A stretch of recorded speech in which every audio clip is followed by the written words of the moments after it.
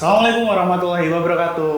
Salam sejahtera untuk kita semua. Jumpa lagi dengan kita di podcast Aspirasi DPRD Surabaya. Selama 2 tahun sudah, tahun 2020 sampai 2021, hari jadi kota Surabaya bisa dikatakan sepi. Karena di beberapa event-event khas HJKS itu terpaksa harus ditiadakan dikarenakan pandemi. Tapi di tahun ini semua event kembali lagi. Tuh. Sudah bersama saya Bapak Adi Sutarwiono, Ketua DPRD Surabaya. Pak Adi, gimana kabarnya Pak? Kabar baik. Assalamualaikum warahmatullahi wabarakatuh. Salam sejahtera kita semua. Om Swastiastu, Namo Buddhaya, salam kebajikan. Okay. Pak Adi, Ya. HJKS tahun ini full, semua eventnya itu full, bahkan warga Surabaya full senyum nih Pak. Iya, iya. Full senyum nih Pak warga Surabaya. Nah, menurut Pak Adi, dengan adanya event-event HJKS di tahun ini itu kayak gimana Pak?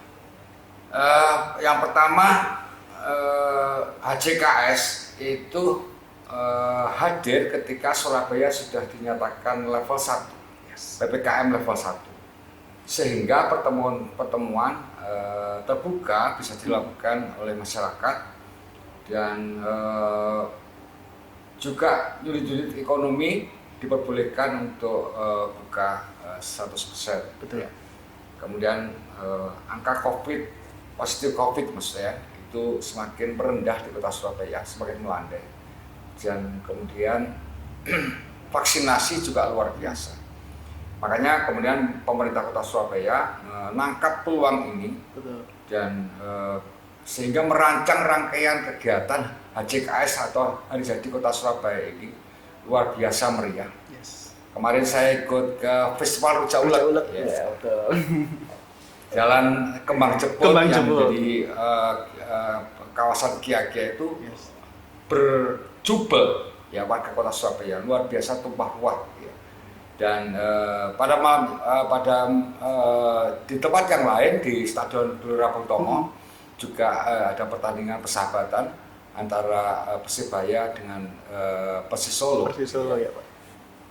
Itu pun juga yang menonton supporter boneknya luar biasa yang kemudian bisa hadir kembali di tribun, ya bisa datang kembali ke tribun dan kemudian mengungkapkan euforia sebagai supporter terhadap Persebaya. Yes. Ya, yang menjadi kebanggaan area-area Surabaya. Kemudian ada rancangan-rancangan lain. Hari Minggu saya juga kemudian ke Taman Bungkul. Ya, Taman Bungkul sudah dibuka Car Free Day-nya. Oh, Car Free Day-nya sudah dibuka. Car Free Day sudah dibuka. Sudah 2 tahun ditutup. Yes. Kemudian Jalan Raya Darmo dan kemudian Jalan Tunjungan sudah dibuka Car Free Day-nya untuk minggu pertama dan ketiga. Untuk minggu pertama dan ketiga. Rencananya setiap bulan sampai ini ya Pak, kedepannya juga iya, ya Pak? Ya, kemudian nanti akan diperluas Jalan Tunjungan, di Kembang Jepun dan sebagainya. Nah, kemudian kebun binatang Surabaya juga sudah mulai dibuka pada liburan Idul Fitri yang lalu. Saya menangkap kesan bahwa Surabaya menghadapi ulang tahunnya yang ke-729 ini menjadi momentum kota ini untuk bangkit. Bangkit dari apa? Bangkit dari segala kelesuan, dari segala stagnasi, dari segala kemandekan yang diakibatkan pandemi COVID-19. Kita tahu sejak diumumkan bulan Maret tahun 2020 terjadi banyak pembatasan sosial yang memang itu harus dilakukan oleh pemerintah untuk menyelamatkan warga masyarakat dari terpapar COVID-19. Sehingga di Hari Jadi Kota Surabaya yang jatuh pada tanggal 31 Mei 2022 ini, kemudian kita merayakan dengan penuh semangat, penuh rasa syukur terhadap capaian di Kota Surabaya. Hari Minggu besok bahkan ada pawai parade bunga yang selama ini menjadi kebanggaan warga kota Surabaya terhadap segala kreativitas yang dimunculkan di kota ini. Saya tertarik dengan pernyataan Pak Adi tadi itu bahwasanya momen HJKS itu tidak hanya sekedar seremonial perayaan, tapi juga momentum kebangkitan. Iya. Gitu. Ini maksudnya bangkit dalam arti apa ini Pak? Ekonomi? Kita tahu bahwa sejak pandemi COVID-19 diumumkan pada bulan Maret tahun 2020, ekonomi kita lesu. Yes. Ada stagnasi, kemudian ada banyak yang gulung tikar. Ya. Kalau gulung tikar itu kan meng-up lagi kan susah. Iya, betul. Karena hubungannya dengan pinjaman dan tenaga kerja, bahan baku dan sebagainya itu. Dengan pasar gitu ya. Kemudian pengangguran meningkat. Ya. Kemudian banyak kesenian ya, misalkan musik itu tidak boleh tampil. Padahal itu salah satu ciri kota besar itu adalah bagaimana warga bisa berekspresi secara kesenian. Betul. Musik, kemudian tari dan lain sebagainya. Itu tidak boleh pada masa pandemi Covid kemarin. Kemudian pertumbuhan ekonomi kota Surabaya di tahun 2020 itu terkontraksi minus 4,29%. 4,29%. Itu menurut BPS. Ya. Padahal Surabaya ini di angka kalau di fase yang normal bisa di angka 6-7,5%. Ya. Itu jauh lebih tinggi dari provinsi dan nasional. Ya. Kemudian di tahun 2021 masih di masa pandemi COVID-19, ketika ada lonjakan varian Delta sekitar bulan Juni, Juli, Agustus, ekonomi Surabaya sudah tumbuh kembali sehingga sampai surplus 4,29%.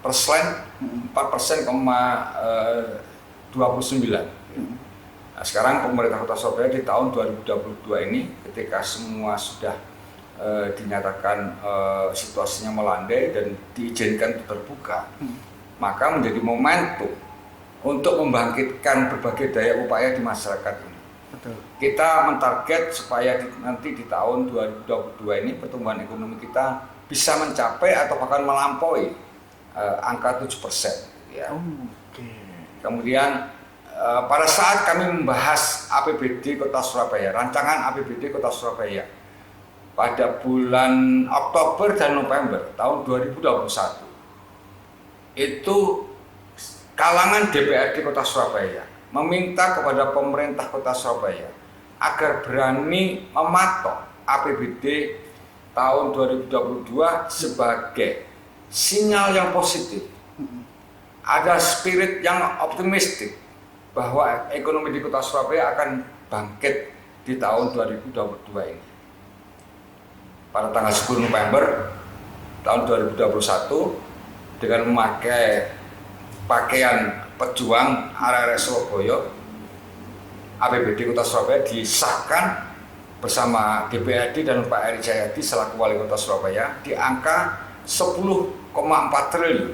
Itu lebih tinggi dari APBD Kota Surabaya sebelum pandemi COVID-19. Jadi itulah DPRD dan pemerintah Kota Surabaya ingin mengirim pesan yang sangat jelas tentang kebangkitan Surabaya nanti di tahun 2022 ini. Dan kita bersyukur bahwa tekad bersama itulah yang kemudian menjadi semacam doa dan sekarang doa itu terkabulkan. Nah, berbicara tentang optimisme untuk membangkitkan perekonomian, ya, kan tidak hanya sesederhana mematok APBD saja, tapi juga harus ada program-program pendukungnya yang dijalankan selama 1 tahun ini nih Pak. Nah, berbicara tentang itu, sudah ada program apa saja sih Pak yang disiapkan oleh Pemkot Surabaya maupun DPRD Surabaya? Pada saat kami membahas APBD tahun 2022, kami menyepakati agar APBD Surabaya di tahun 2022 pada saat masih dalam kelesuan ekonomi itu bisa dipakai sebagai trigger atau pemicu pergerakan ekonomi di masyarakat. Karena itu dalam pembahasan di gedung DPRD, anggaran untuk belanja barang dan jasa itu dikuatin. Sekarang di angka 5,1 triliun.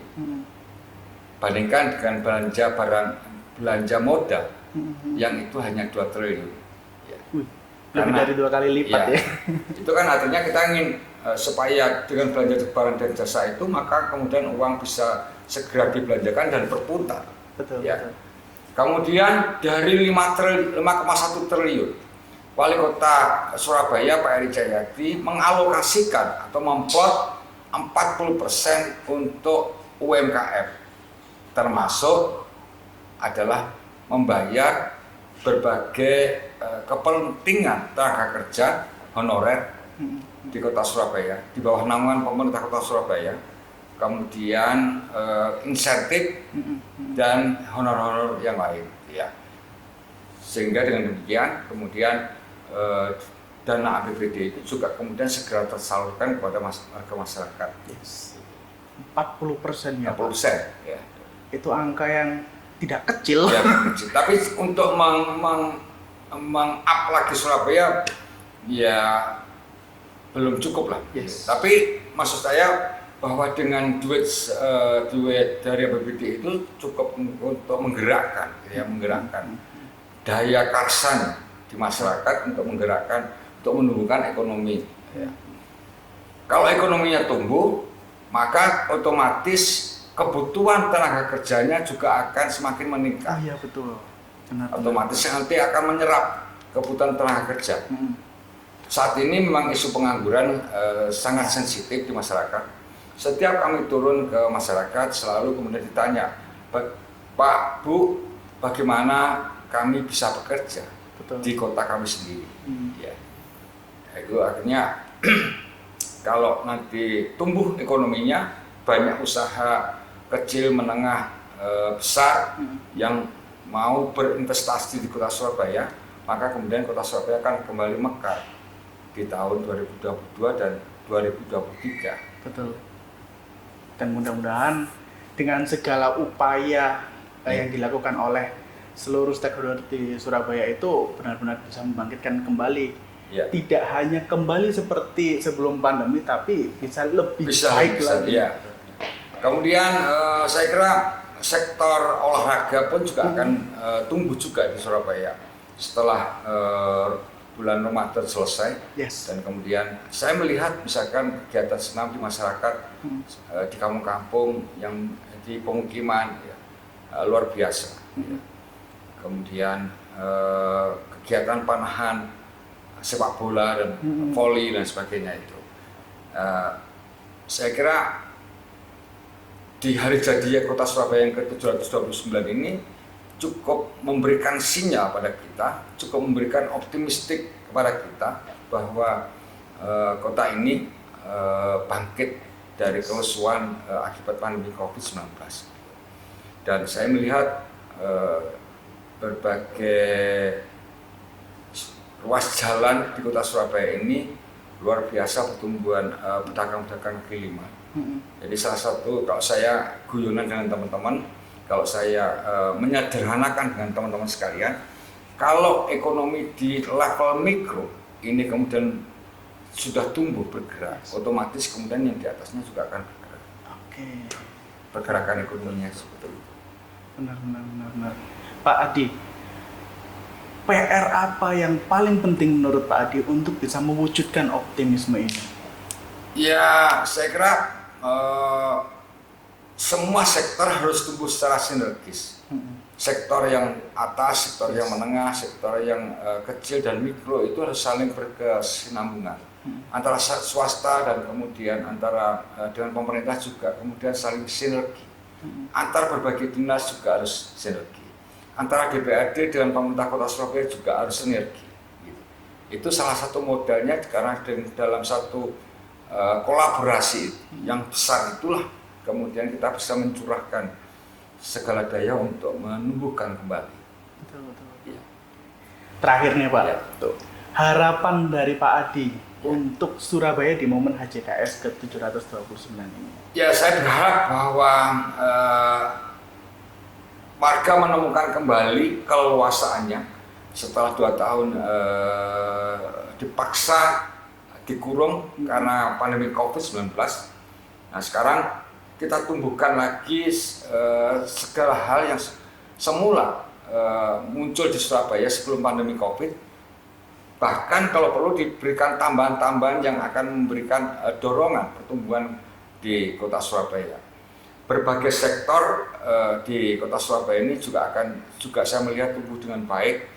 Ekonomi, pendidikan sudah mulai dengan pertemuan tatap muka, kemudian kesehatan juga demikian, kemudian sosial pun juga demikian.